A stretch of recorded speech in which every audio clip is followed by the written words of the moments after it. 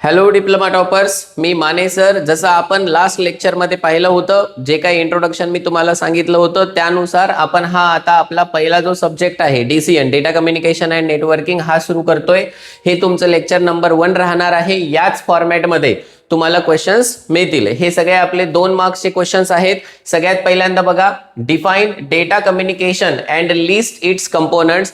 तर याचा आन्सर लिहिताना आपल्याला सगळ्यात पहिल्यांदा डेटा कम्युनिकेशनला डिफाइन करायचं आहे, ज्याची नॉर्मल डेफिनेशन तुम्ही कुठूनही घेऊ शकता. याचे नोट्सही मी तुम्हाला प्रोव्हाइड करणार आहे. सोबतच त्यानंतर आपल्याला हे जे 5 कंपोनंट्स आहेत, हे कंपोनंट्स आपल्याला तिथे खाली लिस्ट करायचे आहेत. कंपोनंट्सला एक्सप्लेन करण्याची गरज नाही 2 मार्क्समध्ये, फक्त लिस्ट करायचे. जसं की तुमचा सेंडर असतो, तुमचा रिसीव्हर असतो, त्यानंतर मेसेज असतो, त्यानंतर मीडियम असतो आणि त्यानंतर असतो तुमचा प्रोटोकॉल.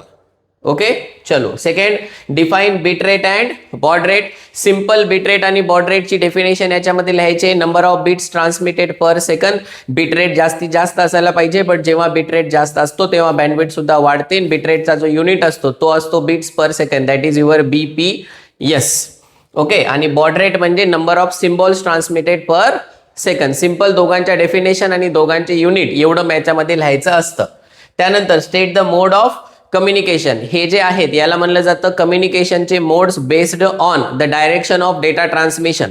ओके, त्यामध्ये सिम्प्लेक्स, हाफ डुप्लेक्स आणि फुल डुप्लेक्स असे 3 मोड्स असतात. सिम्प्लेक्स म्हणजे तुमचा 1 वे कम्युनिकेशन, हाफ डुप्लेक्स म्हणजे bidirectional communication but not at the same time, म्हणजे पॅरलली आपण सेंड रिसीव्ह करू शकत नाही. फुल डुप्लेक्स म्हणजे bidirectional and simultaneous communication. त्यानंतर असतं define analog and digital signal. Analog signal is a continuous function of time which continuously changes with respect to time. आणि आपला जो डिजिटल सिग्नल असतो हा डिस्क्रीट फंक्शन ऑफ टाइम असतो.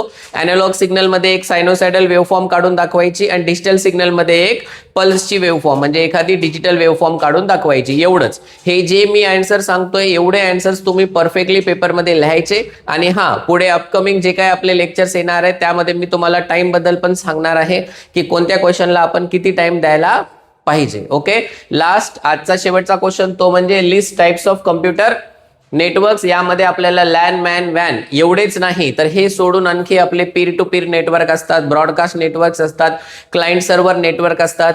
Classification of computer network नावाचा एक पॉइंट आहे आपल्याला पहिल्या युनिटमध्ये. त्या क्लासिफिकेशनमध्ये त्याचे जे डिटेल क्लासिफिकेशन दिलेलं आहे तेवढं पण तुम्ही याच्यामध्ये लिहू शकता. फक्त लॅन, मॅन, वॅनच याच्यामध्ये एक्सपेक्टेड आहे असं नाही. ओके, तर हे आपलं पहिलं लेक्चर झालं. यामध्ये आपण 5 क्वेश्चन्स कव्हर केलेत. नोट्ससाठी तुम्ही व्हॉट्सअप